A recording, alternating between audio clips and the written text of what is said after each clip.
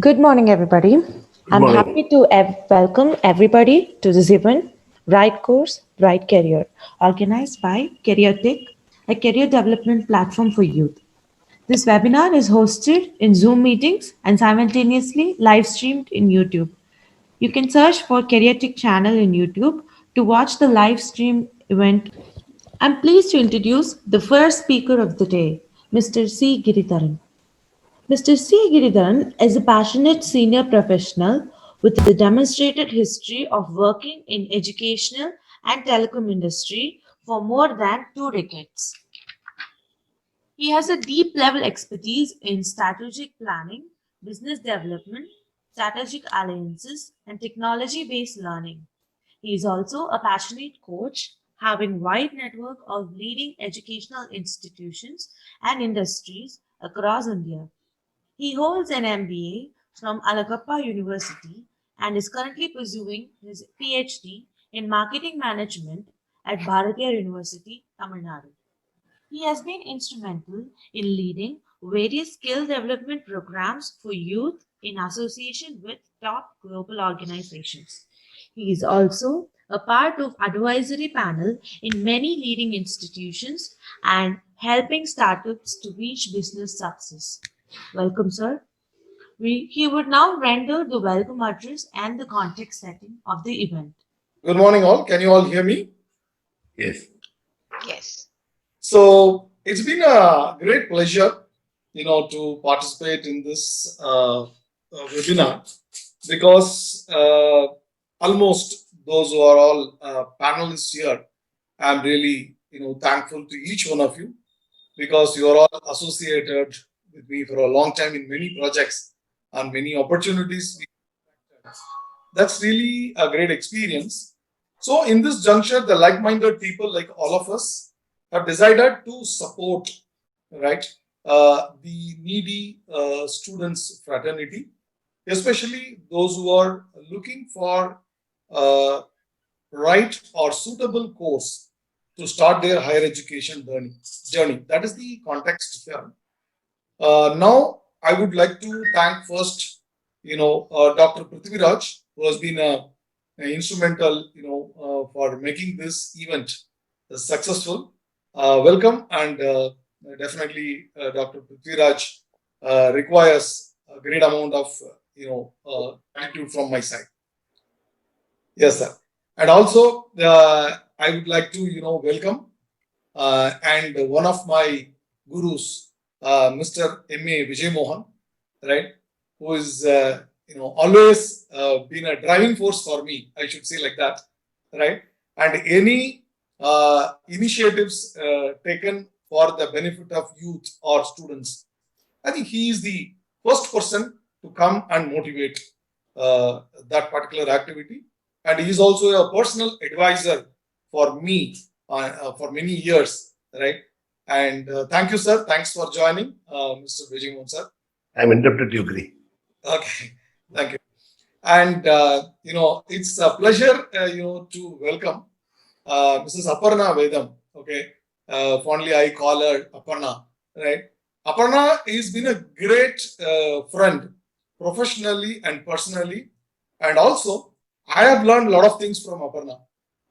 To be honest with you, right? Whether it's career planning or whatever it is, the involvement which she demonstrate, whatever the projects she is taking in L&T, Infotech, which I have seen personally, she's been a great motivation to all of us. Thank you, Aparna. Thanks a lot. Thank you for your kind words. Thank you.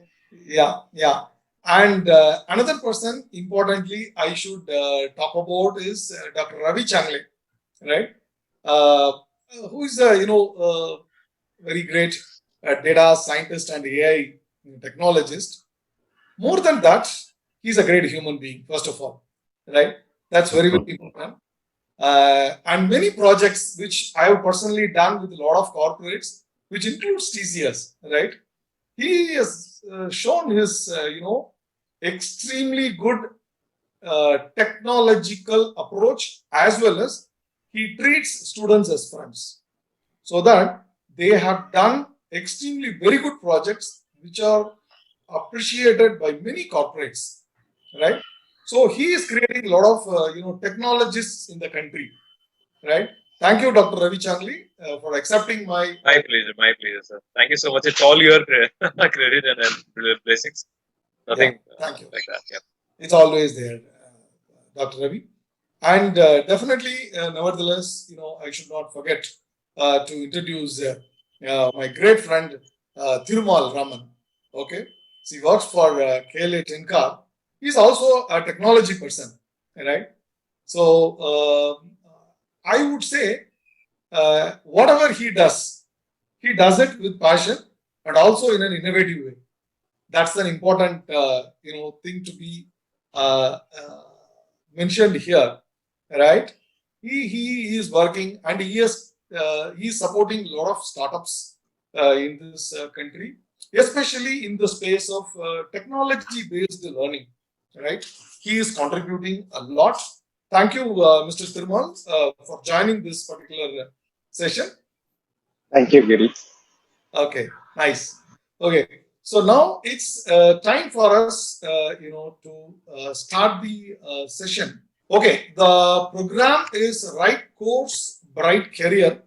In fact, this inspiration has come from Mr. Vijay Mohan way back 15 years back when we started discussing about skill gap in India and also how the graduates are contributing to the world. Then after that, we've decided it is not only the graduates, the students, those who are studying at school, should be motivated towards choosing their right course first of all, right? So that is the motivation which guided to this particular place of conducting a webinar in the name of Right Course, Bright Career, right? So that's why I thought both industry and academia experts can give guidance to them. So for all of us, the starting point of a graduation is definitely the first step towards a career goal, right? Everybody has got a career goal, even at the stage of 11th standard or a 12th standard. If somebody does not have career goal, I would definitely request the students to set the career goal right now, today, right? So the higher education journey starts from here. Everybody studies mathematics, science, history, geography, everything in their schools, but when it comes to graduation, we take a specific course based on our interest, right? India is one of the largest countries, has got almost 67 percentage of working class age group, right? Starting from 18 to 60 years. Well, this is the largest, and especially when it comes to youth between 17 to 29 years, right, which contributes around the 30 plus percentage, right? So it's clearly evident that the need of the hour is guide them in a proper way, to choose the right course. That's the reason. And definitely, it's a specialized field focus so that they can excel, they can reach excellence in their area of specialization. And also, the question here is, I think you are going to talk more about that, how one can become more employable by taking a particular course in any college or university, how one can become more employable with their knowledge and skills. And then everyone wants a high profile job, a white collar job, right? Somebody who is talking about job at Google at 25 lakhs, 30 lakhs salary, right? Somebody is aiming at 50 lakh jobs. All these things, definitely can come true only if they start their career journey by choosing a right, course here. And then this is a very important, vast topic. Definitely, you will understand the importance of research when you come to higher education. I think the learned academicians like Dr. Prithiviraj, can talk about that, how and why research is very very important to this world, right? So this is the first step towards research, and then Of course, everyone has got a dream of having an experience of college life, right? The college, the university, the moment you enter, right? Always it's a sense of accomplishment. Yes, I have entered into a college or university. That's very important. And also in college life, you will get into a lot of peer learning. Your teachers or your professors will teach you, of course.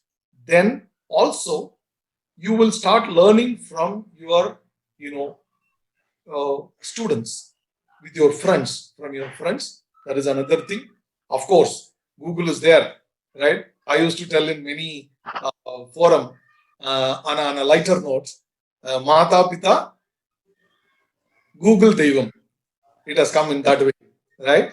So always we take Google as one of the important learning resource. That's the reason. So with this note, I would congratulate you for joining this particular webinar, and also I would request you to get in touch with us even after the seminar for any guidance, right? So in this pandemic scenario, right, there are certain industries are definitely taking place, and it's growing, right? Just give a context setting. I'm just giving certain important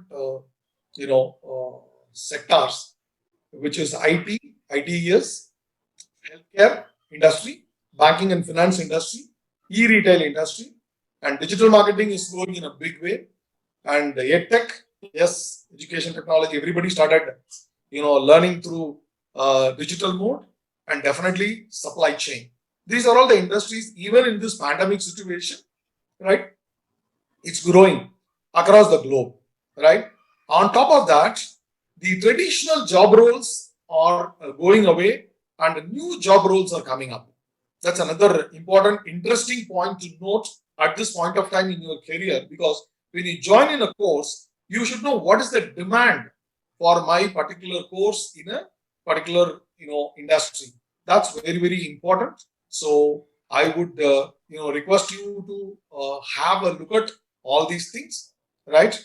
And the next one is, this is India.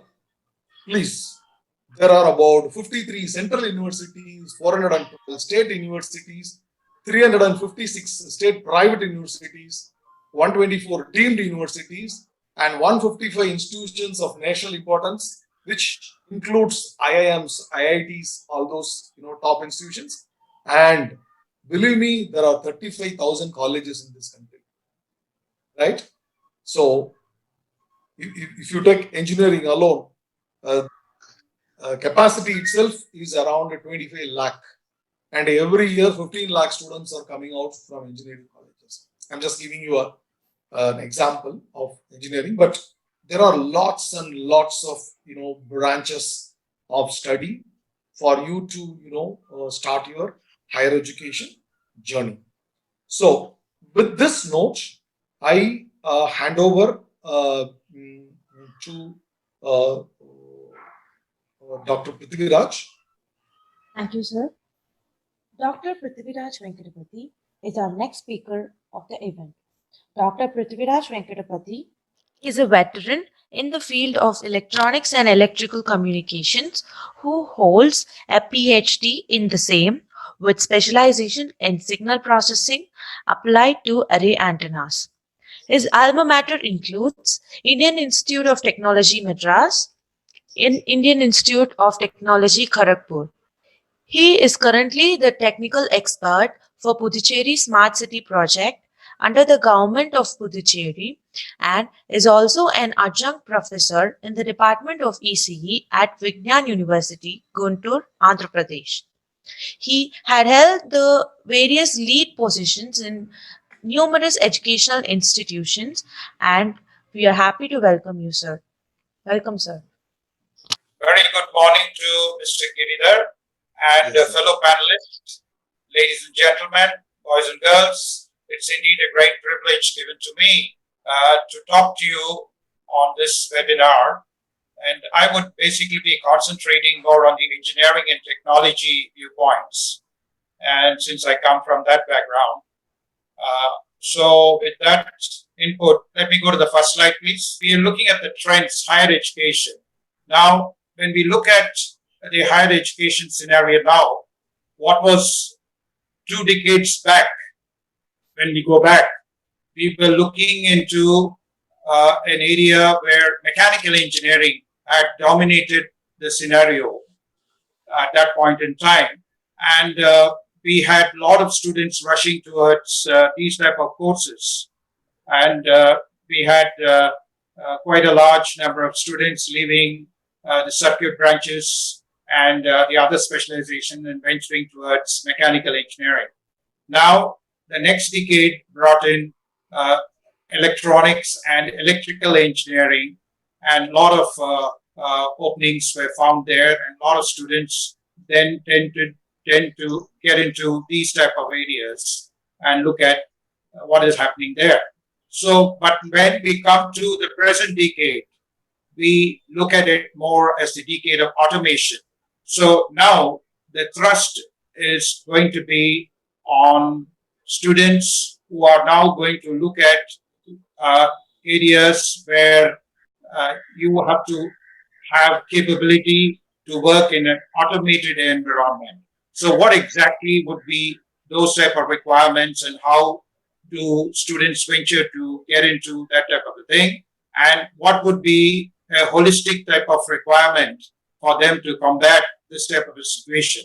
So it's very critical for them to choose the right branch from that point of view, especially in the present context. But then the opportunities are so huge now with the advent of course, we have subsequent speakers talking to you on this very important areas of artificial intelligence, deep learning, machine learning, and all the other areas which are coming up in a big way. But apart from this, today, let's go back to our student population. What is it that all of them now possess? All of them today possess a smartphone. Majority of them have it. Now, looking at what are the areas in which the smartphone finds various applications, you would see in the years to come, this is going to have a very big role to play. When we look at the 2G type of communication from where the cellular mobile communication evolved, if you look at a killer application, see, you'll find still people using 2G phones. Why is it that they don't throw it off? It's basically because today a fishing farmer off Kovalam coast is able to utilize it just by sending an SMS in Malayalam. He is able to make about 10 to 15,000 rupees in selling a fish which he has caught in the trawler. So we in India have put it for a lot of ingenious applications, or the vegetable vendors. So we say the killer application for 2G was texting. When we go to 3G phones, it was internet which came onto the platform, and that enabled a lot of applications to come up. When we go to the fourth generation, which is basically the LTE type of phones, we find video streaming taking a big center point there. But what is important, as and when we translate it from one generation to the other, the data rates as well as the band, they also kept on increasing, so that newer and newer applications came. Now we are going to enter the 5G communications. This is going to take a center stage with all of you in a big way, because the great opportunity which we have with the 5G is the enormous bandwidth and the increased data rates which are going to be available thanks to the advent into the new frequencies, especially in the millimeter wave. But more than anything else, we find the newer applications which are going to come in the sector, the education sector, in a big way, which is going to be facilitated by the 5G communication systems, is the augmented reality and virtual reality capability, which is going to get built into it thanks to the very low latency levels which 5G communication comes. So I see a great opportunity opening up for our young student population when they went to sort of harness these type of technologies, which is going to come in a big way, thanks to Google coming out with a lot of newer funding opportunities with Geo or the other companies coming in.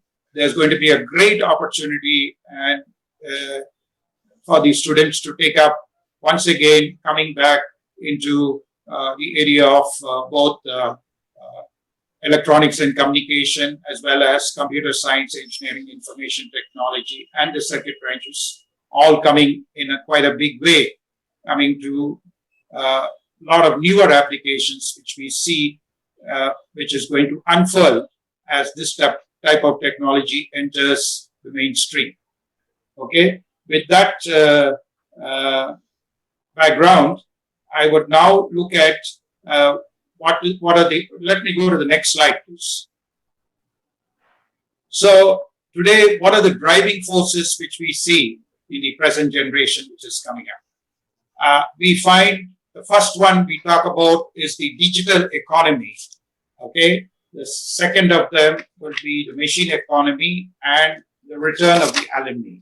Okay, so on this front, what I would like to basically put across is now digitization has come in a big way at all. We find that entering at every avenue nowadays. So the digitization is the new name game, as we call it. Everything, including when we even go to a restaurant today, the menu which we want to order, everything is available on the internet. So we are looking at what is it that we can, how is it that we can harness this. So we find now the big driving force which we'll find, especially with digital economy, is if we are able to, along with the internet, we are able to harness augmented reality and virtual reality. We will find a lot of these leading universities are wanting to bring about this change. And so we find the universities all moving towards an online type of study in a big way. So at another level, where style takes precedence over content, universities would try to make student experience much more important than the course content. So this is something they would also venture to do. So the very important question then, which we would always like to also ask is, will they also replicate the physical space in the digital world, is what we would like to pose a question which we can also try to answer. Then we go to the machine economy, and we find that in consonance with Peter Drucker's view in 1959 about the impending rise of the knowledge worker, the superstars who applied knowledge and acquired them through formal education to develop products and services. What is it that we confront now in 2020? In 2020, we confront with a very terrifying possibility, and that is the arrival of the machine as a worker. So now today we find machines can do all the mundane jobs that knowledge worker did some time back. In such a scenario, what should universities do? This is a very important question they will have to answer. Should universities focus on working with industries to design curriculum, create content, and deliver to candidates that match the needs of the workplace, or should they focus on teaching the machines? So this is a very important question which they would have to look at. Then, with the return of the alumni, what we find now, the present situation would be 50% of the workplace, especially in the present pandemic which we are witnessing, 50% of the workforce will start working from home. So in the present freelance economy and lifelong learning has been a necessity. So this is no longer a luxury. So this is something which has been necessitated. So what is going to happen now is the alumni will come back to the college periodically to universities to pick up industry related courses. Okay, with the brand building, this should become a very crucial component for the universities because there is a very good opportunity for them to get revenue back to the universities. And with the alumni coming as ambassadors, the winning combination will be that which makes these courses very flexible and affordable and value for the money and manage that in a very efficient way. So this turnout by the alumni will play a very big role. So on that note, I would then like to return to some very 9 megatrends which are going to really contribute in a big way towards enabling this university type of education now. Okay, so earlier we had the Guru Shiksha role, the teacher student. Now that gets converted to a facilitator and a collaborator. A facilitator and a collaborating type of environment in which that has to function. Then we come to the second point, which is self-learning, which would be under self-study and a collaborative study. And then the third point, which I would like to little bit deliberate on, is blended learning. Okay, the blended learning is going to be a component where it is going to be face-to-face with online learning. Actually, what we are looking at in the future classes which are going to happen in any type of university or IIT or any type of curriculum which is going to come up will be where the students will be asked to study at least 40% of the subject matter, and then they would come into a classroom prepared for that, and with the teacher have a face-to-face discussion and deliberation where the teacher would try to answer the questions from the selected students of that class, who majority would be able to pose very important relevant questions, and in this way they will be able to cover a very major portion. And this blended learning is something which will come in a very big way in the years to come subsequently also, and which is going to be practiced in a very big way. Coming to the online library, it is going to get converted to the cloud-based, and then the universal library will be there. On online laboratories, it gets converted to cyberspace and simulators. And a word on this simulator is, before they go into a real harsh and very robust type of environment, it is always very comfortable to work on simulators where they can practice all types of conditions and see the various conditions before they can get into a very volatile type of situation when they have to face a real life situation. So that way the simulators are going to help in a big way. Then we have the one which we are practicing right now is the online webinars, which can be classified as borderless, and of course the video conferencing going to come in that frame of work that will sustain.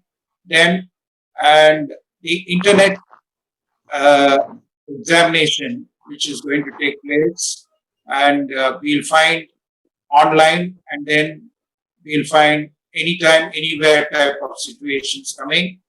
The job interviews are going to get automated and then online.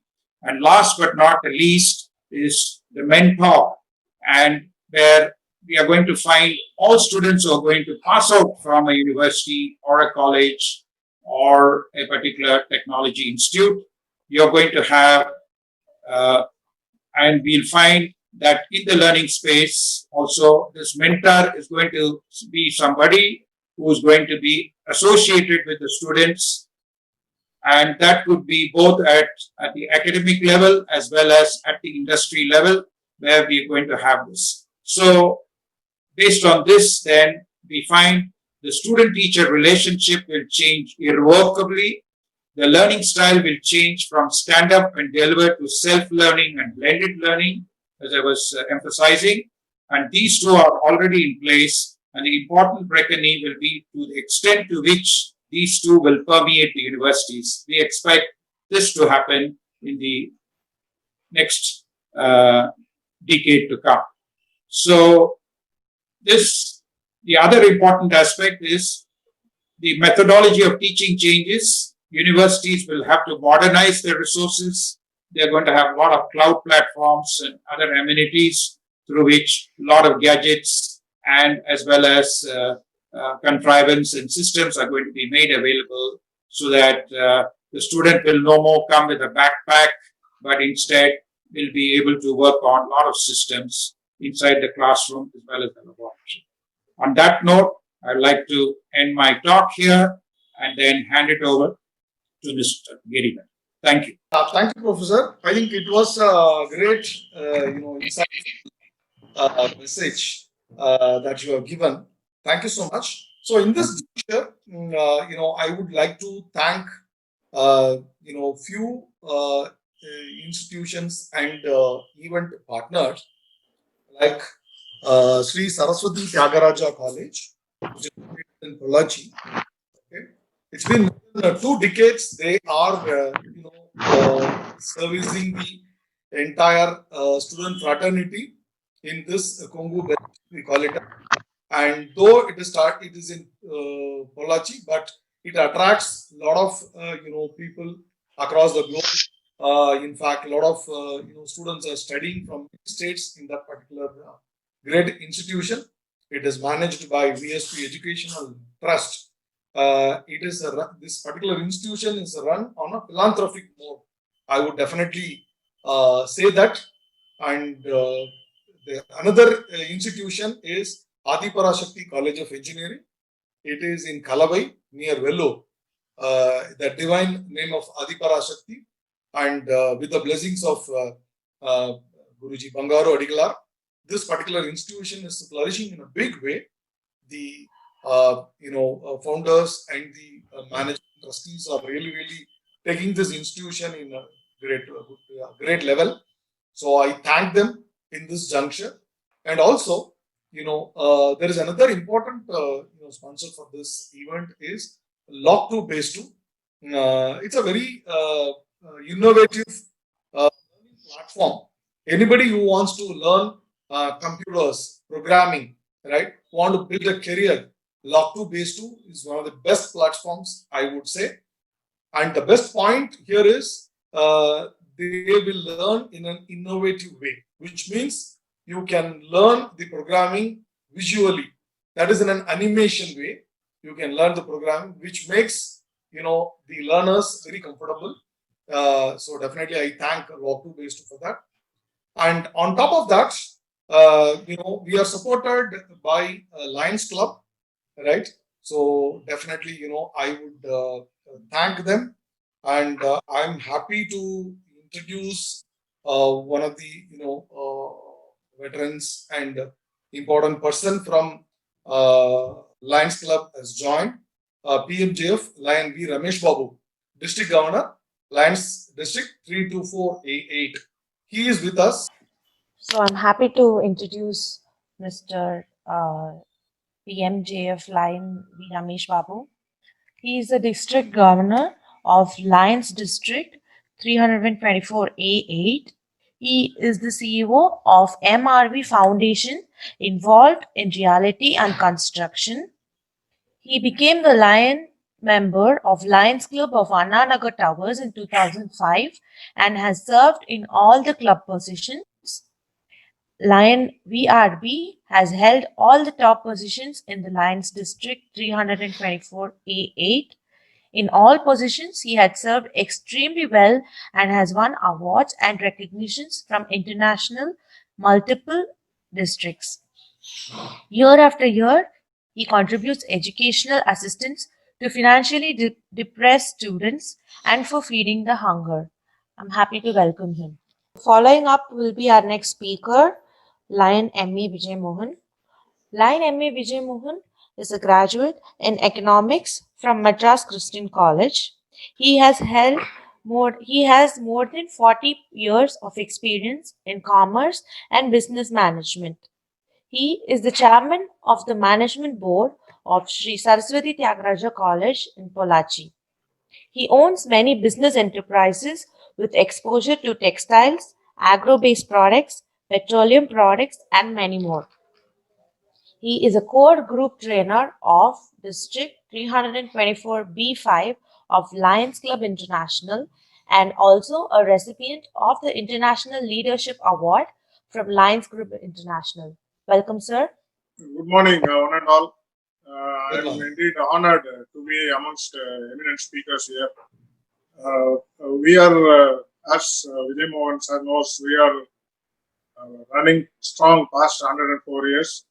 Our movement was started in 1917, and since then we have been growing leaps and bounds. We are serving organization. Wherever there's a need, there is a line. Even during this pandemic situation, in spite of our own safety, we are going out to help the needy people. And since lots of youngsters are there as attendees in this group, I would like them to consider joining the Leo movement, which is the youth movement of our Lions movement. And they can channelize their energies in positive ways, and they can spend their time very positively also, and they can gain some experience, leadership experience, and they can share their youth in a better way instead of whiling away the time aimlessly or diverting into some entertainment sort of things. It's better if they join some movement like the Leo movement and get trained to serve others and their immediate community. I'm extremely honored to be invited for this forum. I would apologize because I'll have to leave for another meeting which is going on right now. And Yes. my support will be with you even in the future. You can call upon me anytime. Sure. We can Sure. collaborate to help the youth of this country. Thank you. Sure, sir. Sure, definitely we will be in touch with you. Take your support. Thank you very much for joining with us. Good morning to everybody. Thank you, Guri, for the motivation. I don't have a PowerPoint, but I have some few powerful points which I've inherited through my exposure in the field of education through our college.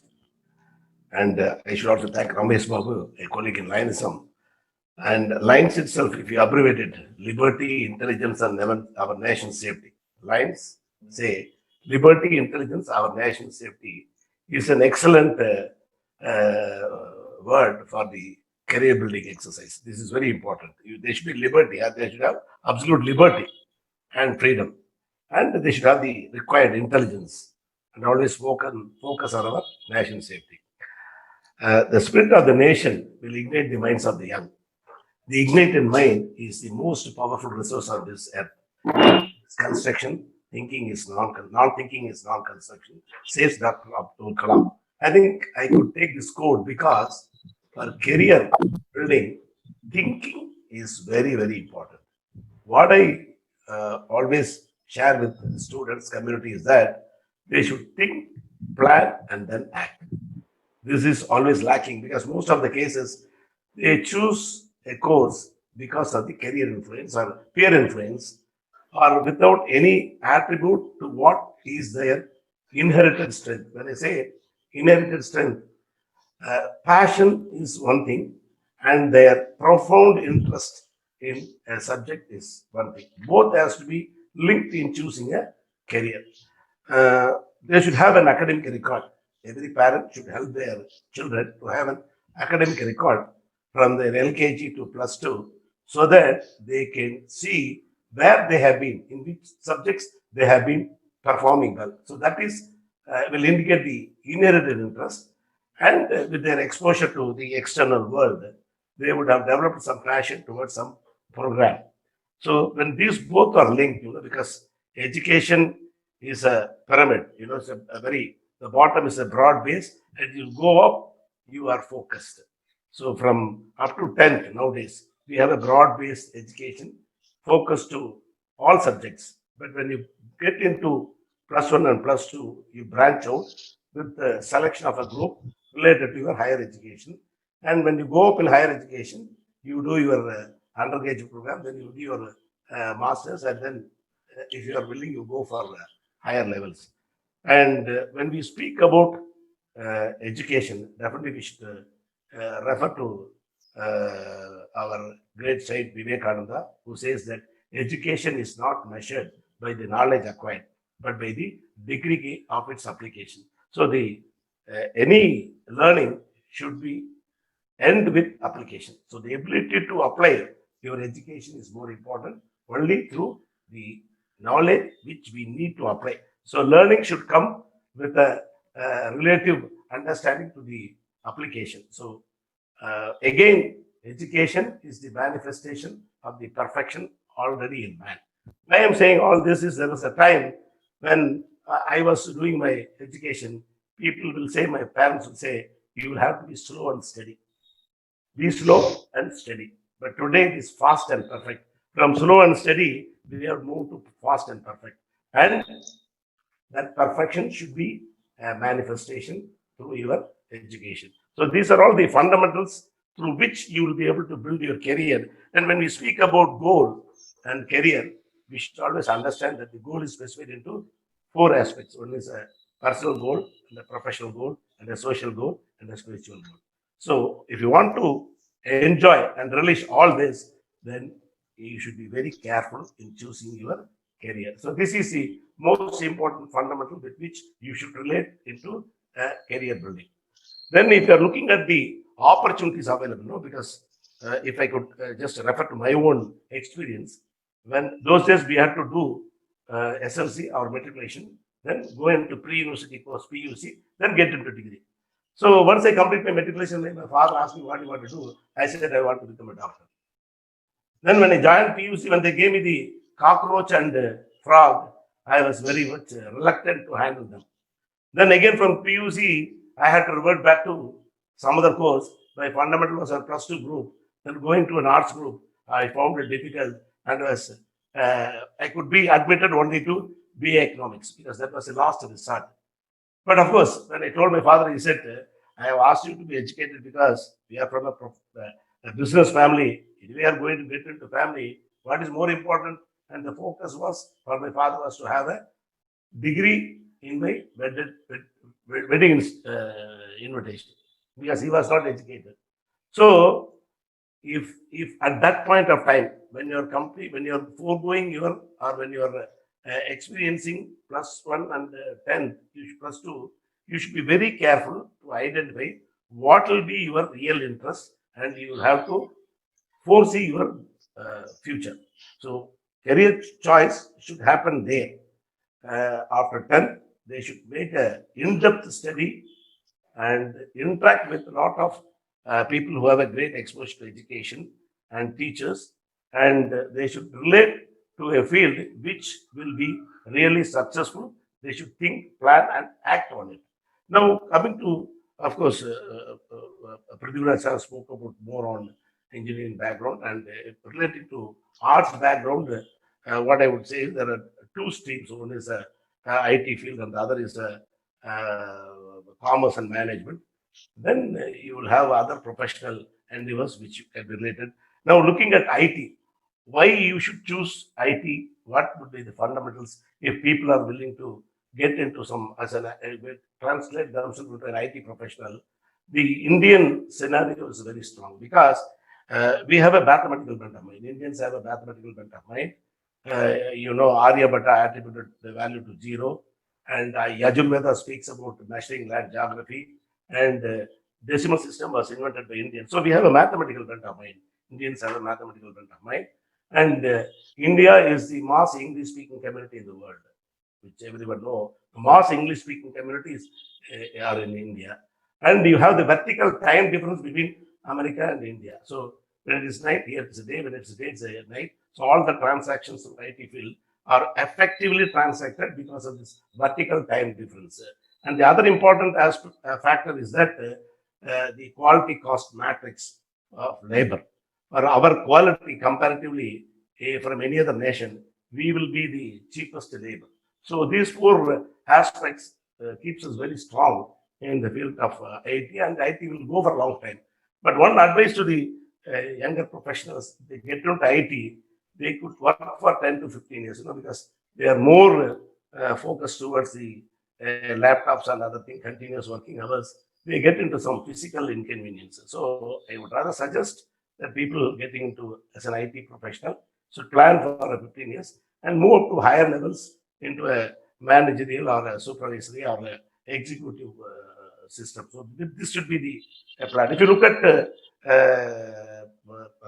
business and management programs like BCom, BBM, and management courses, it opens up a lot of opportunities, and in the government employment opportunities, in the railways, in the various fields, banking. So it gives very, and you can also be a self-employed professional if you're going to get into these programs. But you should be able to designate yourself between the employment opportunity and the self-employment opportunity, because if you want to be very comfortable and if you're not willing to take up risks, then it is better you get employed after having your humanities courses. But if you want to be self-employed, definitely these courses will help in a big way. But you should be willing to take risk in your life and also attribute yourself to business, and cannot stipulate to timings. So these are all certain aspects which are very, very important. And the most important observation is choosing a program should not be through peer influence. All the other influences, because education nowadays is not unlike other days, because those days, as Macaulay was saying, that the British would be able to conquer India only if they're able to break the backbone. That is our Gurukula system, our Gurukula education, where it was a broad-based education. It was also influencing the intellectual mind. At the same time, there was a value base which was influencing the heart, and both put together is the broad-based educational system. But nowadays, that broad base we are not able to see, because what is happening into the value system. So students should be able to conceive education in the right perspective. It is not only influencing the intellectual brain, but it's more importantly also have to improve upon their value base so that it is more broad based, so that they are able to be successful. Because if one has to be successful in their career, apart from the ability to apply the knowledge acquired, they should be able to foresee the bright future only if they're able to have foresee. One is clarity. They should have a clarity about the career, and they should have the confidence. And if they have clarity and confidence, you will naturally get the required courage. And these three will lead to the conviction to achieve where you want to be. So, if you want to foresee a bright future, you should have foresee. Clarity, confidence, courage, and conviction is very important in building the career. And there's also an economical aspect, because what I see nowadays, immediately after their undergraduation, students jump into employment because even with the 10,000, 12,000 rupees, they are very much willing to get employed in Bangalore or Hyderabad or Chennai, because the 10,000, 2,000 to the mess charges, 2,000 to the accommodation, 2,000 for their two-wheeler, and the balance for every Saturday, Sunday to be in an IMAX and modern malls. So they say they feel this life is very comfortable. They don't realize this is not the real life. The real life comes after when you get married, when you get children, your need for money increases, and you realize at the age of 40 that more money is wanted, but you are less privileged because you have got into employment with a different focus and being individually happy. But the real career is you will have to be collectively happy at the age of 40. So this gap has to be bridged, and a wisdom has to be built into the student community at the point of choosing their career is very, very important in choosing the career. And again, Vivekananda says each soul is potentially divine, and the ability is to manifest this divinity within through change, natural and internal and external. So they should bring about a change. If they want to get into a career, they should change themselves to suit that career. Both internal and external changes should be there. And he says it should not be artificial. It has to be naturally over a period of time. They will have to change themselves so that they are able to suit all the needs of the employer or an organization. So they should have the belongingness for which they need to be very confident. They should never be complacent. They have to be sincere, dedicated, and they should dedicate themselves to the well-being of the organization. So all this is very important if they get employed. Whereas if they get into a self-employment, then the environment is totally different. You will have to take risks. There cannot be any stipulated timings. You have to be ready to work any point of time. And in the recent past, I could see the best example is Giri, because after being with us in Saraswati Raja College, and he was traveling so extensively. When I call him at a particular time, he will say, I'm in Hyderabad. Then another 2 hours I call him, he will say, I'm in Bihar, or something like that. No? Yes. And he has been missing the family very badly, and the family has been missing very badly. But the organizational involvement and organizational developments demands it. Demands it. So he has understood that and he has dedicated himself to the balancement organization, and the organization has great amount of confidence and faith in him. It is because of his dedication. So I am just giving some examples as I was telling, I wrongly choose my career, not understanding how will be a medical profession. So not knowing that, I wanted to become a doctor, and ultimately I ended up somewhere. But fortunately, I had a background, family background, so I was able to get into business. Then I was able to do. Even there, training is very important. And they should have more internships also for building the career.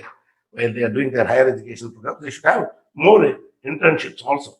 Very, very important. I should know to satisfy others rather than satisfying myself. Is very important for a career, for you one to be successful in life. And I would like to conclude again with APJ Abdul Kalam, where he spoke in the Commonwealth Parliament. Students should have this very strong in their mind. When righteousness is close to the heart, there is beauty in character. When there is beauty in character, there is harmony at home. When there is a harmony at home, there is order in the nation. When there is order in the nation, there is peace in the world. If each one of us can understand this very effectively, I am sure we will be able to be successful in our career. As Kaniyan Pungunanar has said, Idum Nandrum Piradharavara. And within this limited timing, I think I have been able to share not as a educationalist or as a technical person, but as a father of every Indian child. I just put myself into the shoes of the father of every Indian child. People should realize that innovation is very important and the research is very important. And well, before I close, I have an obligation to the student fraternity. The world has generated around two chemistry biologies going on. It's not a good sign, but in the recent past, in the last 1 or 2 years, some momentum is being seen in these pure science programs. I should tell student fraternity, if you really have a passion for pure science, please see that you build it. Just because Subramania Iyer was able to influence Abdul Kalam while he's teaching, he wanted to fly and he wanted to get into as a pilot. But in his appearance for an interview, out of the people, 6 were to be selected. He was the 7th person. So he was from Islam. He went to Sivananda Gurukulam and listened to Sivananda. And Sivananda told, why you are so sad? He said, I have a passion for flying and I didn't get the opportunity. He said, this is will of the divine that you didn't get it, but future God has designed something better for you. And ultimately he became a president, and he was saluted by the entire forces. Like that, students should never look at their failure. Failure is a stepping stone, and I wish the endeavors, the clarity and confidence, each Indian student to take the flag of Indian nation high. And with these words, I again conclude, Teedum, Nandrum, Varar, Varavara, behold, be strong, shoulder the entire responsibilities. You are the creator of your own destiny. Thank you. Thank you, sir. And as Giri has told, if any poor student in this region wants to pursue higher education and if the financial background doesn't support, he can definitely come and meet me. If we having a reasonable score, we give 50% scholarship, 25% scholarship, and for 95% plus mark, we give free education also. And we have set aside around 1.5 crores to support the downtrodden from the college funds. Thank you. That's great, sir. That's great. 1.5 crore scholarship is not a easy joke. Thank you so much for the great service which you are rendering to this society, sir. Thank you so much. Thank you for the opportunity, Giri. Juncture, college also. They are also giving wonderful scholarship to the needy people. They can always, if they have decided arts and science, I would suggest they can go to STC. And if they have decided, request Mrs.Aparna Vedam share her thoughts. Next in line is Mrs.Aparna Vedam to share her peace of mind with us. Mrs. Aparna Vedam is the manager L&D at Larsen and Toubro Infotech. She holds a bachelor's degree in computer science from the University of Madras and a management degree in HR and HR analytics from the Indian Institute of Management, Rota. She is a person who is well aware of the operations of human resources across the industry. She is also an expert in industrial Internet of Things. She is also responsible to liaise with the digital practice units and business units to facilitate their technical skilling at Larsen and Toubro Infotech. Welcome, ma'am. Thank you, everyone. And I believe the last 45 minutes was very inspiring. Okay. And I really have to thank all of you here to have set up this webinar today, where we get to interact with students and senior industry leaders. I'm really honored to be here, Giri, and everyone on the panel. So, also, what has not been told about me is I am a musician. I am also a content writer. I'm also a blogger. And so, what Mr. Vijay Mohan just said, it holds really good because you don't know what life brings into, the changes that you really anticipate and the changes that you go through are two different tracks. And it is very similar when you come to technology, right? There are two parallel lines on the surface because the only common element is change. And when it comes to technology, the fact remains that we are still at the threshold of change. So I would start off my, concept saying that there is a good reason to believe that technology is going to change the world.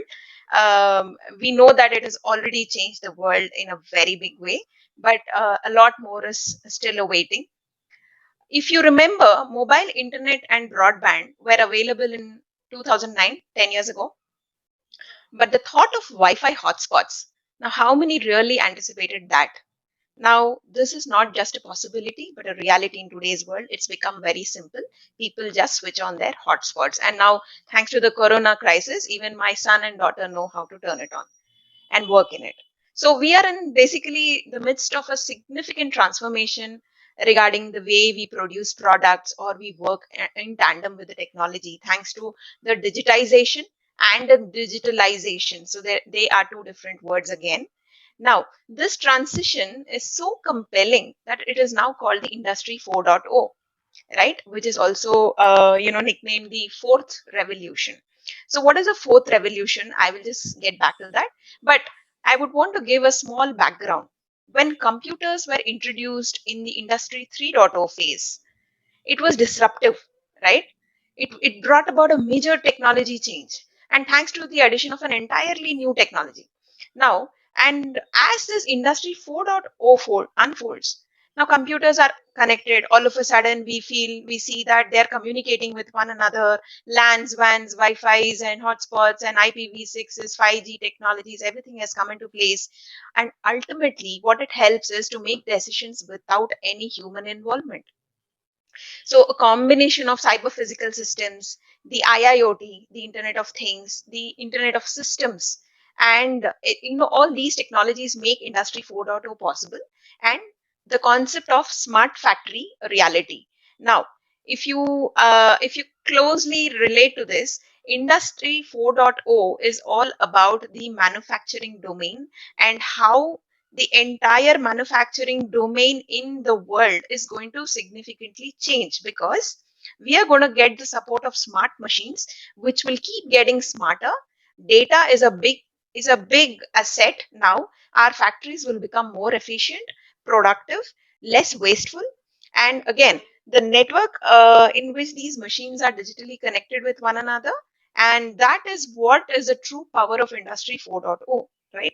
Now, coming back to the various industries right now currently in the IT sector, where I would want to stress on, we currently see a lot of data analytics, IoT, cloud, autonomous, technologies, digital, SAP, security, cyber security, BFSI, which is the banking, financial services, and insurance, the customer, manufacturing, and the RPA, which is the automation. All these industries and practical practice units have really emerged and come up in a big way, especially the RPA, the IoT, and the analytics, which has taken humongous shape over the last 2 to 3 years. Because in 2015, I remember that 35% of employers, the companies, quoted that there was a lack of available applicants who were experienced in filling their jobs. And why does this come? Because it is not that you don't have engineers, you don't have people with experience or something. It is just that the technical competency that is required, the hard skills that they say, is the major reason for the talent shortage. While 20% of the companies actually reported a lack of experience and a lack of workplace competency, which is the soft skills and your cognitive skills and etc., wherein they could not fill in certain kind of positions or jobs, right? You come to this data point, right? You would want to stress on, okay, you might want to ask me, what is the readiness in that case? How do you want to tell us how to prepare for this thing? So there is a joke, okay? Learning is a very difficult process, but for somebody who will tell you to learn, for him it may seem very easy, right? It's just like driving. So when you're driving, you feel very good until and unless you're the parent or you're the spouse sitting in the passenger seat, because then you'd be terrified of the person who's driving.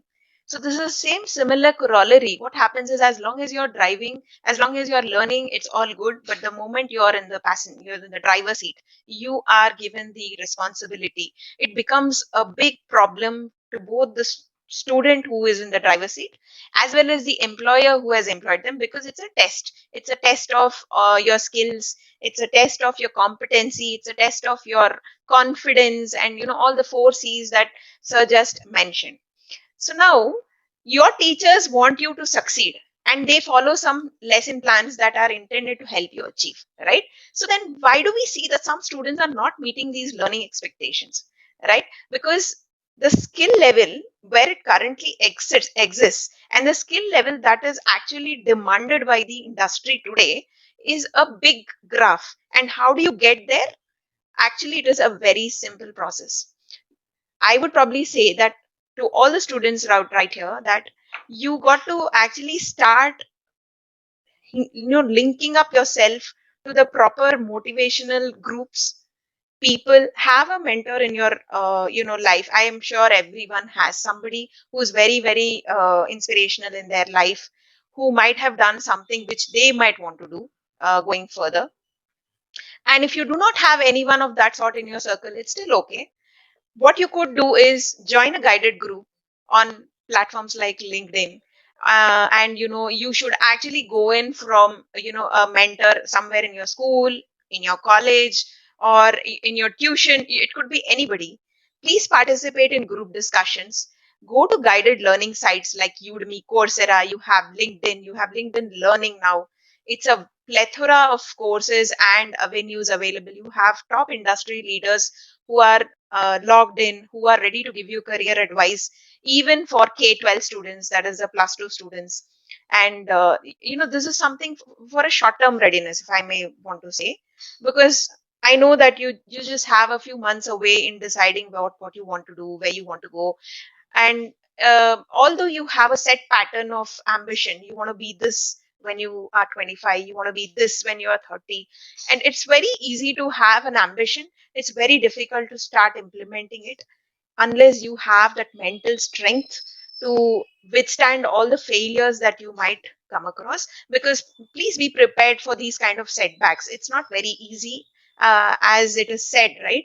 Everybody goes through a setback, but please take it as a jerk, as a gear to push you forward.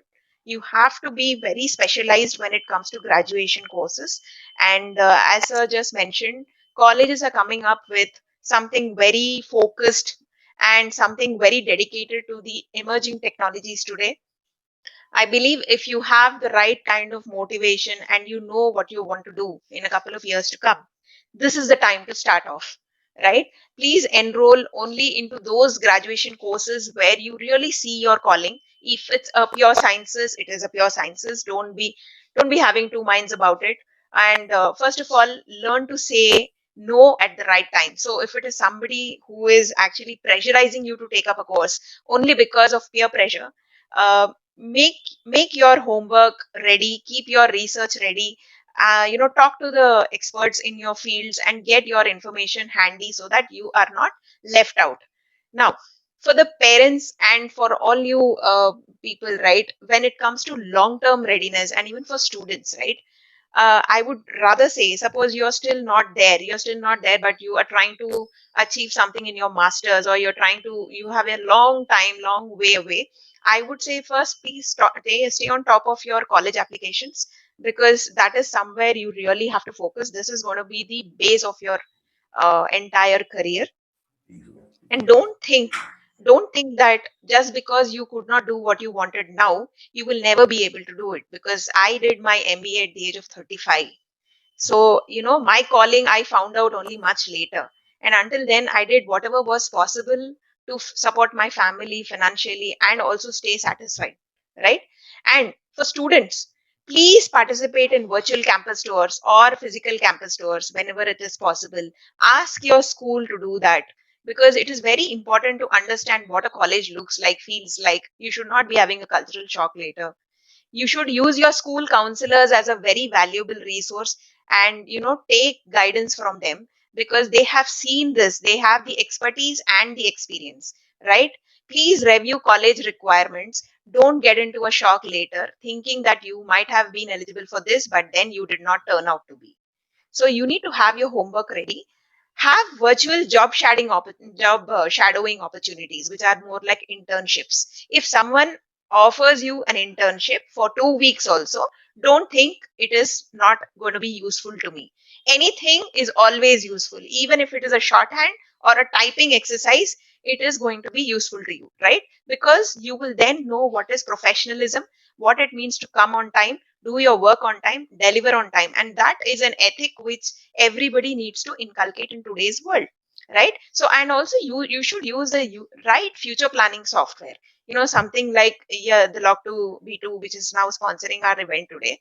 And what they do is generally they help you to prepare for future success based on what are coming up, right? So this will engage you to gain self knowledge, critical life skills, and determine your personalized plans. Now, I don't need to tell you what are the skills in today's world. You all know. There are, in IT at least, you have developers, you have QA engineers, you have marketing specialists, analytics developer. There are very niche opportunities coming up, like digital marketing, social media manager, growth hacker, mobile developer, and so many things which were probably not even available to us 10 or 15 years back, right? Today the keyword, the buzzword is data scientist, data analyst. And you start learning AI, NLP. Shortly we will have another expert talking on the same. So you, all I want to tell you is, don't get bogged down or pressurized listening to these big jargons, okay? Because the crux is You need to understand the concepts, be very thorough in your basics. The ability to communicate your findings clearly and concisely is what matters at the end of the day. So, coming back to your core skills, right? You have to have a number of skills today that are considered to be significant today will form one third of the desired core skill sets of most occupations in 2020. Okay, so such a shift in the skill requirement is expected because we are going through digitalization. We are going through a lot of adoption of automation and artificial intelligence. If you see this, right, it's very simple. See this cognitive analytics, content skills, social skills, physical abilities, process abilities, resource management skills. There are so many skills, right? And I believe it looks like a big, it's a maze. But you know what? This is the basic life skills that you really require when you go on to any profession in your life, right? So, what is cognitive skills? Paying attention, keeping shut when it requires you to shut up your mouth, talking when you need to express. You should not do the reverse. Don't keep your mouth shut when you have to talk, and don't talk when you have to keep quiet. So these are two basic things applicable to anybody anywhere in life today. Then the next is multitasking. This is the world of multitasking. You cannot say, Are, I am a Java developer. How can I learn something in AI? I don't have time today. I am just a plus two student. I come from some interior Tamil Nadu. I cannot do this because there is no course available for me. No. Today's digitalization helps you to achieve everything in the click of a button sitting at your home. You cannot have excuses and you are supposed to be multitasking at every point of time, because what we achieved over 10 to 15 years of our experience, people are achieving it in 5 to 6 years today. And I really congratulate all of them, because that is something which takes a lot of effort and a lot of compromise. The other thing I want to work you to work on is your multiple cognitive flexibility. That is, how flexible are you to learn, how constantly you can learn things, right? And how well you can implement and communicate it to people. It's not enough if you just learn, you have to demonstrate it. Now, when I was in my recruitment days, right, I used to go to colleges, and Giri also knows it, and we have people who are the best in their technology, right? But they are unfortunately not able to communicate to us. They're not able to talk and tell me what they did in their project or mini project, or what is their ambition, where do they see themselves in 5 years to come. They're very simple questions. These, I'm very sure you might have read through this also. But what does it take for you to prepare for this? You have several websites today, several avenues where you can prepare for your communication skills, your interview skills, your customer facing skills. So you don't have to tell me, Are, why do I have to worry about customer facing skills when I'm still in plus two? Because your customer ultimately might be your professor also. How do you talk to your teacher? How will you talk to the principal? How will you talk to the placement officer? How will you convince them that you are the right choice? And how do you first of all help yourself? You have to be your best critic. You should have your self-worth. See yourself in a better light in every point of time. Don't compare yourself to some classmate of yours or some peer of yours because he has taken up AI. Okay, I am also going to take up AI. No, it's not like that. You may be a wonderful chemical engineer in the days to come, or you may be a superb social media marketing manager in the days to come, right? So what you really need is a pattern recognition. Please read through articles. I want all of you to read at least 1 hour a day. Practice that. Go through LinkedIn, go through guided groups, participate in hackathons. I think coding is the way to go. You should learn one or two programming languages. It should be in the back of your head. And any scripting language, please don't see it as boring. Nowadays, anybody in any industry, be it manufacturing or even healthcare industry, also is a Java developer, because everything has got automated and computerized. There is no longer anything called a hard job or a desk job. It's all gone. It's all virtual. And all of us need to be available 24/7. It's no longer a 9 to 6 job. So this is what the industry needs today. We want active people, it's and young people, and it's not about the age. It's about how young you are to adapt to new technologies, learn new stuff, and take it very confidently without getting bogged down. No depression, no mental health problems, because that is something which it really bogs you down, right? Every time a technology changes and you have spent 5 years in that technology, it it really makes you worried, because you have to now make a big shift, a big plunge, in order to again satisfy your family and keep yourself running for the next another 10 years. So that actually, if you see it as a, since you're in school, I can give you this example. Every class that you jump in, you don't know what is coming up, right? You don't know what are the lessons coming up, how difficult it is going to be, but still you manage, you pass, and you come out in flying colors. So if you can do that in school, you should be very well able to do it in later future also. However, you need people like your teachers and principals and counselors to actually hold you. So please take their support. Don't get bogged down by peer pressure. And since we already have a lot of leaders here who are ready to motivate you, and a lot of people like me who are most ready to guide you whenever possible, I think I will close here. And I want all of you, any doubts, you can please, I'm available on LinkedIn. I'm always available for any career advice. I'd be glad to assist. Thank Over you, to Giri. Aparna. Yeah, thank you, Aparna. Definitely, whatever you said, this matrix, definitely it will help to everyone. Not only the students, those who are going to college, even for anybody who is looking at a strong, good career, you know. Right. And also one important point you touched upon is, your value system. That's very, very Correct. important, right? And Correct. ethics. That matters a lot. Thank you so much, Aparna. Yeah. So now the next person, Dr. Ravi Changle, right? As I told you, he is a great personality in the areas of data science and AI. I'm happy to introduce Dr. Ravi Changle. Dr. Ravi Changle is a global AI and data science researcher, consultant, and trainer at PIMR Research Consultancy and Training Wing. He has accomplished his doctoral program on the topic, a study measuring risk of public and private sector banks using GARCH model from Banastali University, and he pursued MBA in finance from IBS Mumbai. He has worked as the vice president of Swastika Investmart Limited. He has also served IIM Indore as an academic associate. Meanwhile, he had been fulfilling the responsibilities of research, mentoring, evaluation, and teaching as a faculty and gained experience over 12 years. He has also participated in deep learning, predictive analytics, AI and ML techniques training and certification programs by various institutes. I welcome you, sir. Well, thank you so much, and I would like to welcome all the dignitaries over there on the virtual platform, and thank you so much for your wonderful insights. Even I consider myself to be a learner, right? So I got to learn so many things now.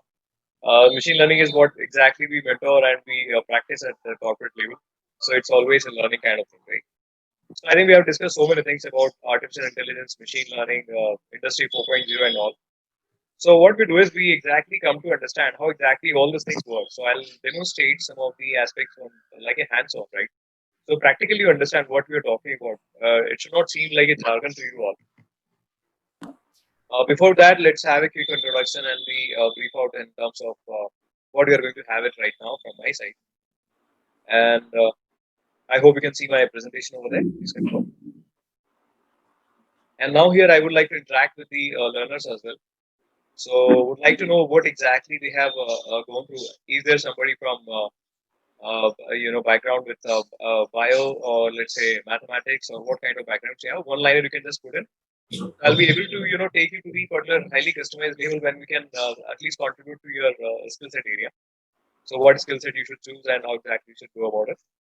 I'll try my best to inculcate that particular thing over here. Yeah. So as the platform says that we need to discuss right course and right career kind of concept, wherein I really appreciate the kind of the move taken by the dignitaries over there.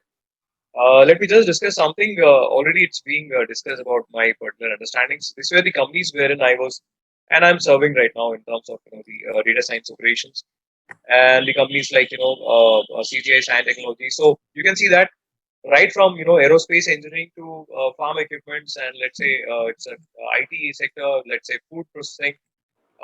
Then again, the consulting solutions everywhere. I mean, we can just have the aspects of AI working right now. Apart from that, I also am supporting BFSI segment, banking, finance industry. Apart from that, healthcare industries. Recently, we are going to work on pharmacovigilance kind of things. So, right from biological aspects to let's say chemistry, physics, whatever the domains you were carrying, would be able to throw some light on that. So, first of all, I request you to understand that this particular statement, right? Find your reason for being. Now, after that, we can put anything, right? So I would like to, make everybody, because you are a young brigade actually. I don't know. I think we belong to the class of millennials. So there are so many problems the HR people are facing over there. And I think Aparna is basically, she can highlight more on millennial handlings, right? How exactly the problematic things are there.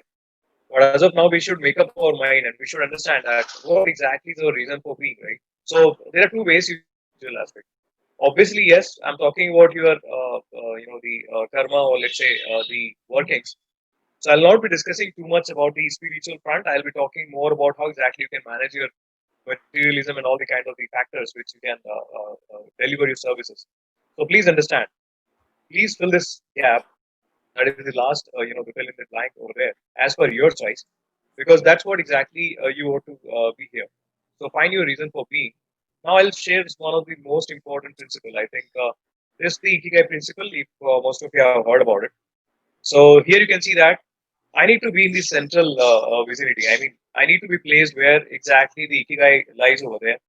It's a famous, Japanese concept wherein we talk about how exactly I can have the combination of my skill sets, combination of the monetary benefits, combination of what exactly the world requires, and all these things. Let me explain one by one so that you understand where exactly you would like to be there. You can see that the very first sphere when I talk about it's all about love, right? Whatever you ought to become has to be very clearly put. Otherwise, what happens, like Aparna clearly said, if it's because of peer pressure or something else, you'll skip it, right? Or you'll give up. So please understand what is exactly what you love for. Doing that particular job, you can leave in that particular job. So there you can come up with commitments, right? Love brings commitments, and commitments basically in terms of the skill set. If you have, definitely you're going to prove yourselves. No, nothing else can prove apart from your skill sets. Second, you can see that whatever the skill set you love, you also should possess them. It's not only loving them and then just reading them out and then possessing the kind of the study material, getting a degree or something. You should be having some practical workouts. Like you should be good at that from the skill set. I'll be talking more about AI and ML, how exactly they're going to help you out. That's my skill set in terms of working, but I'll also help you out on how exactly you can make it. So according to that, if you see, if whatever you love and whatever you're good at, if you have the combination of these, you're only a passionate.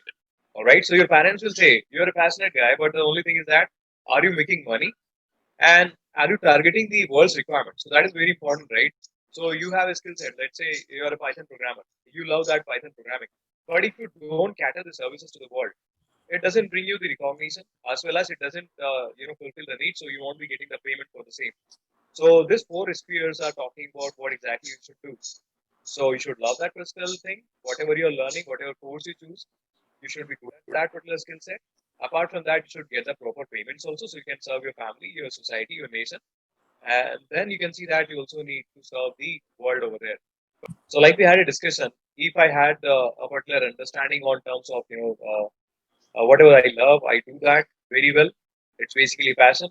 If I whatever I am good at, if I'm getting payment, it's a profession only. So, you're a profession only. And if I'm fulfilling work's requirement and getting money for it, I don't love that skill set. I don't work on that particular platform in a very well manner. I'm a vocational player. Apart from that, if you love something and you fulfill the world's requirements, you're a missionary person. So please understand what exactly you would like to be. All right, so that's how exactly you think the things can be placed. And like we already had the discussions on some of the important aspects of industry 4.0, this industry 4.0. And this basically, if I talk about the industry 4.0, in that case, you can see that we are talking about third revolution. It's a fourth revolution. So when I talk about the third revolution, like Aparna also discussed the same, that it was all about computers, right? And we are fulfilled with all kind of trauma and fear that this will eat up jobs or replace by the computers, right? But it never happened. More and more jobs were created. Similarly, when we talk about Industry 4.0, everybody is here, and we're talking about AI and all these things because it's an industrial revolution. It is not a very specific revolution for a given sector or a particular industry. It is the entire world's revolution. Banking system, be it a particular, the education sector, be it a particular defense mechanism, everywhere this particular thought process are developed, which we call the process of automation. So if I talk about a one-liner in terms of Industry 4.0, it's all about soft computing we are talking about. So now the thought process has changed, the decision making has changed, right? And we are talking about in terms of the fourth revolution in terms of automation of the industry. Robotic process automation is also coming up. Cyber physical interfaces we are going to build up, and we are going to have the workouts with artificial and virtual, augmented realities and virtual realities as well. How exactly and how fastly you can build up them. All right. So now the arena I'm talking about is education 4.0. How exactly and where exactly we the people in terms of the students as a pupil, I should line up myself. So I told you that you should line up according to the particular chart which you have seen. Understand that particular central, area or this particular position is what you should look forward. So if you see the world requirements, yes, they are. The world is requiring some automations. The world requires the particular, the framework where you can have faster workouts. Now people won't be able to work out in terms of that manner which people used to work out on earlier basis. So just imagine if there were no AI, how exactly the things were in this particular scenario of COVID, right? So we can put our work, we can merge all together, we can have some online workings, and we are working from home. That's what exactly we can do right now, all because of AI, right? So when I talk about the industrial 4.0 revolution, and same is about the education also, you should target some of the areas which we are catering in terms of AI. So when I talk about artificial intelligence, please don't get it's going to be a something like which is a very critical thing. It's a normal human beings process in terms of understanding the things. And what we do is basically we are working on a particular atmosphere where we can automate the things. So when I say I'm going to describe the definition and all the aspects of AI, you can see that it's nothing else but giving the particular agent a kind of a a facility to work like a human being, right? Now, to work like a human being, we will be understanding that something which is going to take away my bread and butter. No, it's not going to like that, right? Actually, we can we can supervise AI. We can treat as AI basically like a subordinate, right? Don't consider that is going to be your boss. So please try to understand how exactly we can place it. That particular placement has to be properly understood. And divinization of AI is very much required. I would like to throw one more thing. Whatever you do, guys, whatever courses you take, whatever the skill set you have, there are always three things which work in the entire universe.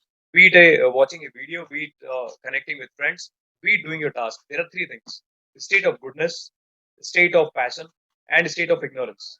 So you have to just differentiate these three things, right? When I talk about the state of ignorance, basically, if you don't know anything, you're just simply using that particular aspect. It's going to be, a particular framework wherein I just go and do whatever my friends say or whatever my family members say. I don't know anything about it. So whenever I'm in a state of ignorance, the result would be what? All right, so you can see that. Second is that when I talk about the state of passion, I'm very much passionate. I'm greedy about it. So again, the resultant is going to be a greed for the society. The highly expected thing from you guys at this particular juncture, I would with a state of goodness, and you'll reap results for the entire society. So don't use AI just for the sake of using it. Don't do that just for the sake of greed. Please come up above that and please understand the concepts of AI can be divinized to understand and to help their families to work upon in the global front. So that these are all our imaginations. Like if I talk about Wally and the other kind of movies like Terminator and all, they all were like our imagination or dream kind of things earlier. But now I think they are all real. Right? The translator, we have got Siri over there. We have got particular recruiter car. So when I say I'm going to understand that artificial intelligence is going to be usable for my business, there we are talking about three things like algorithms, which is logic for the computers, data, which is nothing else but a feed for my process to work upon, and like a computing power. So I need a particular GPU, CPU kind of a programming which we need to use over there. All right. So just before that, if you allow me, I can show a small video on how exactly the computing has become very faster nowadays and why we are talking about the algorithm plus data plus computing powers. And please stay tuned. Three, two, one.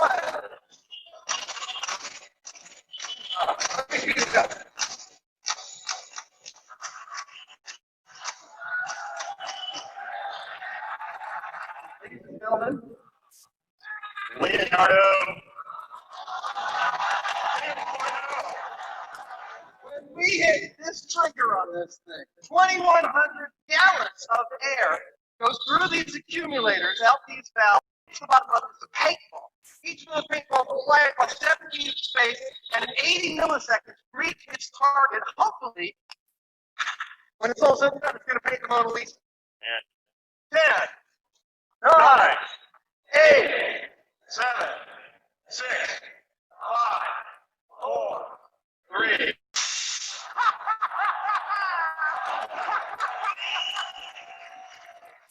Ladies and gentlemen, science class is now over. Thank you. Okay. So, anyways, I think the video part was clear, right? And what exactly I meant to explain is that we have got fast processing right now. We are shifting the CPU processing along with the kind of the frameworks with the graphical processing units, and the computing power is increasing day by day. We need to take care of certain things like So we need to take certain things like what exactly the algorithms are, how exactly is it like that? The a person from a biological background, or let's say who's studied the particular, just 10+2 with a bio and a maths kind of a framework, can they, create algorithms and all? Whether they will be able to work out with industry or not. There's so many questions which the learners might have. Before I go ahead with the presentation, I would like to take some questions from the learner side. What is their curiosity about AI they have? Or what exactly is making them walk up with the kind of the things which is again and again coming to their mind, right? Let me explain the things from my side, and I understand that everybody is a layman, and then we are targeting the same. So for you people, please understand, it's like the same analogy which we used to have earlier, like a doctor and a patient. Wherever you're working, like you can work in a farmland, you can work with aerospace department. Please understand, it's always a doctor and patient kind of relationship. A doctor is a person who's going to use AI and machine learning, all these sorts of things to solve the particular problem over there. And the problem is nothing else. It could be departmental problem, it could be nationwide problem, it could be a societal problem. You're just going to target with AI. So it's like a doctor and a patient kind of framework, wherein you have to do just only four things. First thing is that you have to describe what exactly are the features of your problem. So just understand, for example, a patient comes to a doctor, the doctor sees the patient and then identifies what is temperature level, blood pressure, what exactly is the pulse rate, etc. So there's only a now the data we talk about. Now the patient has become a data center kind of thing, right? The patient body is nothing else but for me, it's a data which I'm going to process. So as a doctor, I'll be seeing this data or the records. Second thing is that this particular thing is coming up with recording and all this kind of management as is basically come on cloud. So we can also attach devices like IoT devices over there to take the kind of health check of machines, people, patients, the kind of finances, etc. So nothing else is there. We are just converting department into data centers, and we have to just take the information from them. First thing is descriptive analytics, which talks about description of a particular problem. Second thing, what the doctor does is doctor diagnoses it further. Doctor identifies why exactly there is a fever. What is the reason behind that? So we go for that inquisitiveness in terms of understanding what exactly makes me, to reach to a particular level at this particular problem. For example, if temperature is high, why the temperature is high? If I'm not getting payment back from my clients, why the payment is not coming up? Like that, we can have some kind of diagnostic checks. Third thing is that what a doctor does is doctor predicts what happens in the future with the same kind of conditions. So if the same condition without any treatment are continued, without any medicine, the patient is going to die in some hours, some minutes, let's say some years. So that particular mechanism is called a predictive mechanism, which doctor used to do. And lastly, what doctor does is it writes a prescription, right? Take this medicines and you'll be free. So it's all these kind of four aspects which you talk about. Managing the data sets is first thing. Second thing is that I'm going to perform some analytics. This one divided into four parts. Like it could be, understanding the database, descriptive analytics we call it. We just describe the patient's features of the body temperature, blah blah blah, whatever I have shown you. Second, what we do is we just try to inquire whether there could be any reason behind this to happen make this particular thing happen over there. Third thing is that we can also work out in terms of the framework where the thing is that I can predict something for future, and last is I can recommend something. So be it Netflix, be it a LinkedIn, everywhere you can see that recommendation system is taking this particular place. So therefore these four aspects are there which are very much available in terms of AI. Traveler's car is nothing else but again an AI device, nothing more than that. So we are shifting the intelligence power from machine man to a machine. This machine is known as an agent, and this agent is taking care of all the aspects, right? Describing data, predicting the things, diagnosing the things for the, and prescribing the right solution, whether to take left or right in terms of a driverless car. All these things are possible through a computer science platform, that is a programming. So I need to have statistical understanding also. So statistics plus computer science makes it machine learning. So machine learning is nothing else but it's combination of statistical framework along with computer science understanding. That makes a logic. That's a algorithm. All right. This algorithm is to be fed on a data set. Okay. That data is nothing else but your problem area.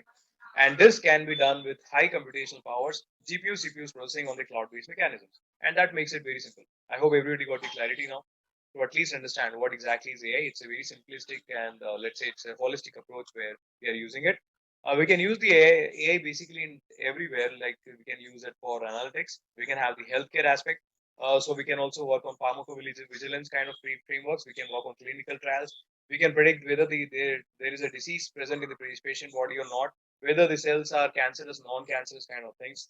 We can also predict, prescribe the things related to the kind of customer intelligence. So we can also work on marketing area, we can work on retail segment, we can work on fraud detection, and we can even work out on risk management kind of platforms, right? So all these particular platforms, you can see there are so many platforms available. SAS is one of them running for us. So, Dr. Ravi, here, thanks. Really, it is giving a lot of insights about AI, how it works in many industries. Okay. Perfect. At this juncture, there are a couple of things. One is if a student takes BSc Computer Science and also a student takes BSc Mathematics, right? How does it matter? Will it be okay to pursue his studies in artificial intelligence and machine learning, data science? So how do you suggest? So the very first thing, let me just explain. The four things which you need to have is a domain understanding, number one. So that domain understanding would be basically as per your interest. For example, a person should now select which industry or which kind of platforms, or let's say which kind of services the person would like to give. Like it could be healthcare, it could be the services in terms of industry with a management setup. It could be engineering service. So please understand, everybody, which kind of service you would like to cater to the society. So please understand that is a domain part. Second thing is you need to learn statistics. So by default, every subject will have definitely the involvement of statistics, apart from some these subjects like later on. I mean, bio is also going to have the biostatistics kind of things. So statistics is another thing. Third thing is the some of the computer knowledge kind of aspects we need to work upon. So please program at least one language. Like I would recommend here Python. You can start working upon, be it a BSc Mathematics, be it a BSc Biology, be it a particular BSc with your further specializations, or let's say honors in terms of let's say physics or chemistry. So like that, you can be indifferent to choose the particular graduation level. The only thing which will matter is that how exactly your all the four skill sets are tuned. Once again, I repeat them. First is domain understanding, which area you would like to serve. Okay, it could be government department also you would like to serve. You can think of that. Okay, administration also you can think of. You can also think that you would like to become a scientist. Then also we need AI over there, right? Nowadays, if you think you need to become, deliver service in terms of engineering, like aerospace engineer, you need to become. Please understand. Then also you need to learn all these kind of aspects. So choose any particular field with your interest. That is a domain part. Second thing is involve some computer science understandings with a programming language. Third thing is learn statistics. And if you have these three things, the fourth field, that is data science, AI, machine learning, we call them, automatically will be imbibed within you. So it's a approach actually. It's nothing more than an approach. Wonderful. And you Wonderful. should I be think, Ravi. I think this is really a great uh, uh, understanding for all the students, those who are, getting into college. Okay. Last question to you. If somebody is studying biotechnology, exactly. because many of the students sent me a request, biotechnology. So how it helps in AI and machine learning? Exactly. So when we talk about biotechnology, what happens over there? When I'm talking about something on gene mutations, right? I'm talking about some kind of discoveries, to treat this kind of gene disorders, or let's say chromosome disorders, something like that. They would definitely learn over there. And if they're from Yeah. bio, they understand that what are these terms I'm talking about. So in drug discovery, we work on artificial intelligence and machine learning processes. We work out in terms of genetic symptoms. We work on gene mutations kind of exercises. We would like to see what happens next. So for that, we work on predictive mechanisms, right? We can segment the genes over there in three different categories, right? We can also have the clustering mechanisms to visualize the entire spheres in terms of the working on with biotechnological aspects. So drug discovery to let's say clinical trials to let's say study of a gene, and everywhere we talk about the AI over there now coming up. Wonderful. So it's Wonderful. like really it helps. Definitely, it helps. So according to you, if I have to, repeat what you said is, irrespective of your graduation, right? Please learn any one of the languages. Probably they may start with foundations of programming. Exactly. Definitely Python, along with basics of statistics. Exactly. So that they should take up from their side if their course doesn't permit that particular thing. So please take it parallelly. Yeah. Wonderful. And in future, definitely, if has any support, we will be in touch with you, Dr. Ravi, to help those students. And I would like to say something here, and because we have got some 20 plus kind of candidates over there who were putting the efforts. And a lot of people are watching on YouTube also. YouTube as well. So what exactly I would like to say is that whenever these people are requiring any kind of help from my side, free of cost, for their benefit, I'm there, available. So we can. Yes, that's why you are an advisor for career curriculum, a crash course kind of thing. Yeah, exactly. So like that we can make it, and definitely that would be a philanthropic approach. Basically, there is a 2030 vision which is the United Nations is coming up with. Already we have got. I'm a part of that. Global teachers program for that. Apart from that, I'm also supporting industries to have the divinized or ethical approach in AI, and to serve the humanitarian society in the best manner. Nice. Last thing from my side, I mean, before we go for another round of things. Every time I have been asked on the particular platforms that AI is going to be something which is going to something which is going to eat up jobs, or it's going to be let's say anti-human kind of framework. How exactly we use AI is in our hands, and please understand there would be always three forces working in this nature. That's natural law: a state of goodness, passion, and ignorance. Right. So, in what state I'm serving, that will lead the results. Right. And definitely, the last thing which you should understand is that if you are making your life easy with AI, definitely go about it. If you are making your life miserable, don't use AI. AI is just only to smoothen your practices and to make you more comfortable so that you can realize yourself, right? Yeah. Excellent. Excellent. So, thank you, Dr. Going to make two announcements for the participants. Definitely, we require your services, Ravi, in our career tick. I will be at your service for that, and it's my pleasure to help every individual of our nation. Yeah. It's our pleasure, Dr. Ravi, to have you here. Okay, thank you. Thank you so much. Yeah. Thank you so much. And the next, I'm going to, invite Mr. Thirumal Raman, who works for, he's also tech savvy.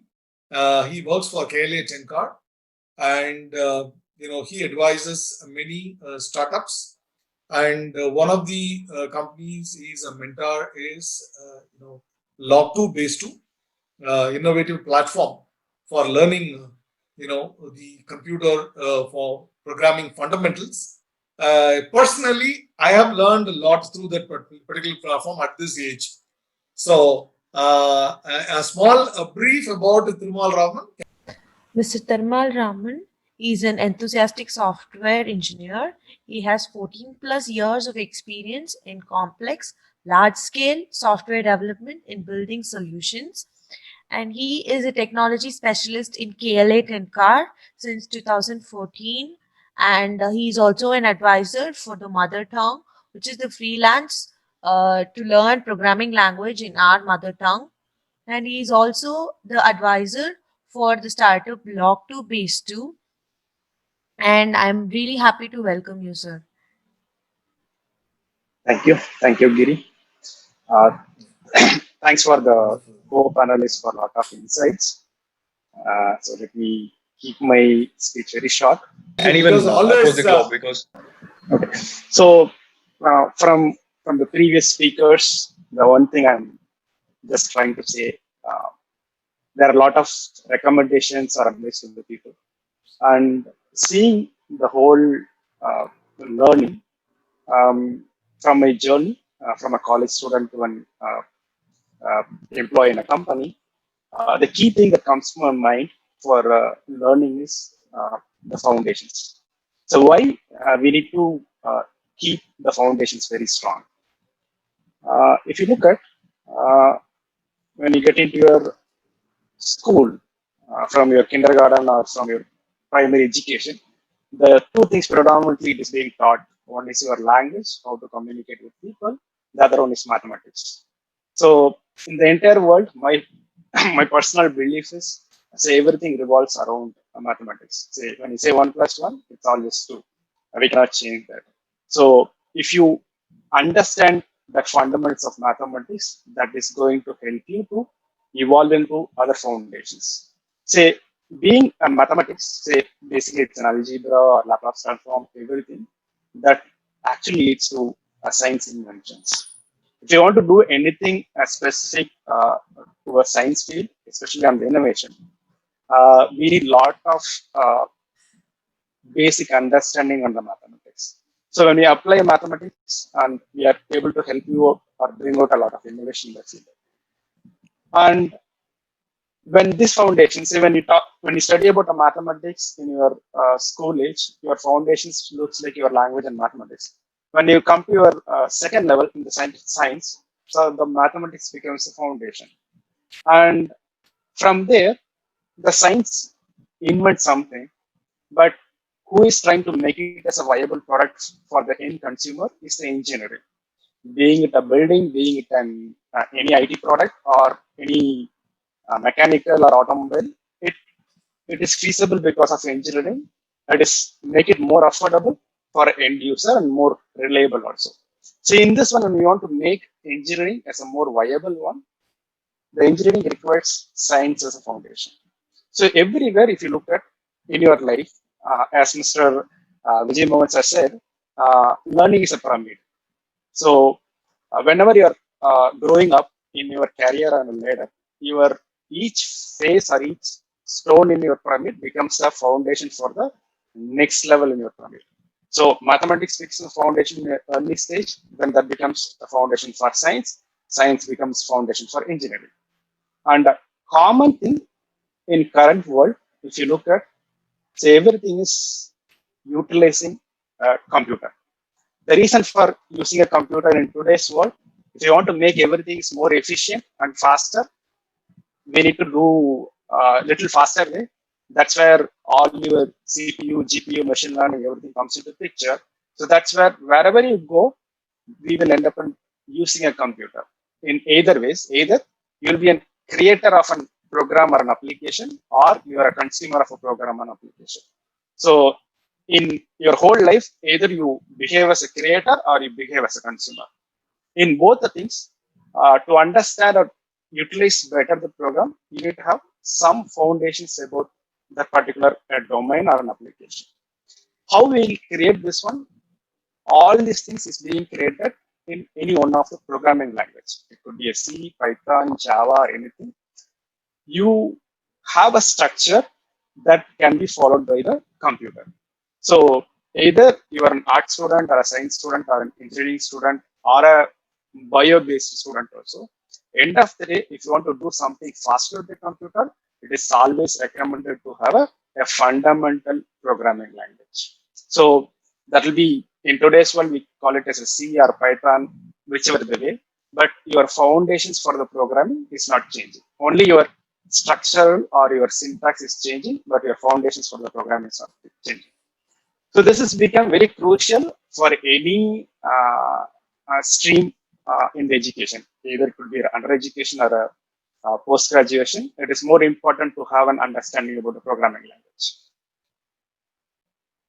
So this is the one quote I came across in an article. It's gave me a lot of thought for me. So basically, we can do a shooting practice 8 hours a day, but if our techniques is wrong, all what we are going to learn, we are going to learn shooting in a wrong way. But if you are trying to understand your fundamental techniques correct, whatever you are going to do, it is going to be a better one. So with this, this foundations is going to help you to do self-learning. That's what the industry is going towards that one. So in this 15 years of industry experience, day to day, we end up in learning so many things. What helps us to move forward is only the self-learning, and that is very crucial for us. And in this juncture, I want to introduce who we are. We are Laptop-based, a tech startup. It is founded by CEG, Anna University alumni, and mentored by different industry experts. The key vision for the company is to make programming learning easy for everyone through visual learning. So till now, whatever we come across, people will come and talk about or teach programming either through syntax or in a whiteboard or somewhere. But understanding what's happening internally, it was really a challenge. So that's where through this innovative platform, we are trying to show all the internals what is happening inside the programming, and also we do a step-by-step code walkthrough in a visual way that helps the programming learning much easier and much effective for the learners.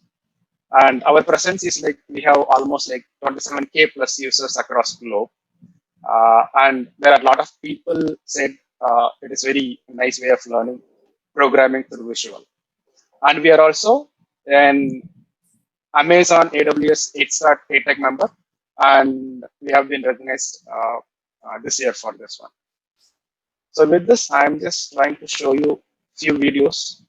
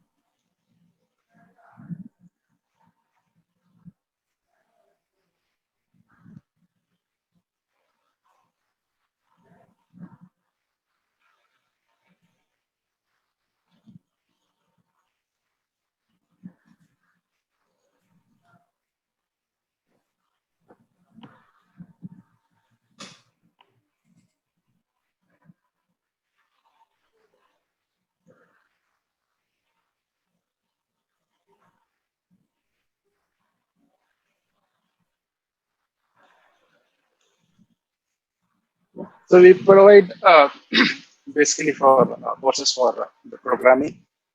We have a foundation level programming, and also we have an advanced level of programming on data structures and algorithms. And also we help the students to prepare for the interviews for the product-based companies also. As a token of appreciation for the participants for this webinar, we provide a free foundation course for all the participants. Wow, that's really great, Thirumal. Okay, so here I have a question. Can I ask that? Sure, Giri. Okay, if any of our college partners, okay, would like to, have your visual learning platform, Log2 Base 2, okay, will you be able to provide in a large scale? For example, if a college has got, say, 2,000 students, right? uh, how big is your platform at a time? How many learners can come? I'm just asking out of curiosity. Probably you might have built in a big way. I'm just I would like to know, because all the college partners would love to give such kind of visual learning to their students on programming skills fundamentals. So how you are equipped to do that? Sure. So we are hosting all our services in AWS, so Amazon Web Okay. Services. So we are Right. not maintaining any hardware. So Okay. from Amazon commitments, it's 99.99% it is up and running. At this Okay. scalability point of view, it is infinite at this point of time. Wonderful, wonderful. So, which means any college which wants to have such kind of program for their students, either first year or third year, to get placement readiness, can contact, right? So obviously, yes. Okay, nice, wonderful, wonderful. So, I'm able to see in a young, enthusiastic approach and very, very innovative approach, Thirumal, I believe. I think I've not seen such kind of platform with any other learning service providers, right? So I wish you all the very best. Thank you for a great sponsor for this particular event, right? And we will be in touch with you for any support related to learning through Log2 Base 2 platform. Thanks, Giri. Yeah, the last piece, most of the participants are willing to hear from us in this webinar. In fact, I got some requests from some of the participants. What is the scope of biotechnology? Everybody is talking about, computers, physics, chemistry, and all. So, what is the scope of biotechnology? For the benefit of everyone, I'm just sharing one screen. All right. So, as you know, if any student has got a keen interest in biology, biotechnology is an interesting field of study which combines both biology and technology. That's why it's called biotechnology. This biotechnology, is helpful in these kind of fields like healthcare, medicine, pharmaceutical, agriculture, animal husbandry, genetic engineering, soil biology, ecology, in fact, textile industry, right? Cosmetics. Most of the students get wonderful job opportunities in these industries, and I have specified some of the, not all job roles, some of the job roles in this particular slide. They can become a medical scientist, biological technician, microbiologist, epidemiologists, right? Today COVID-19, right?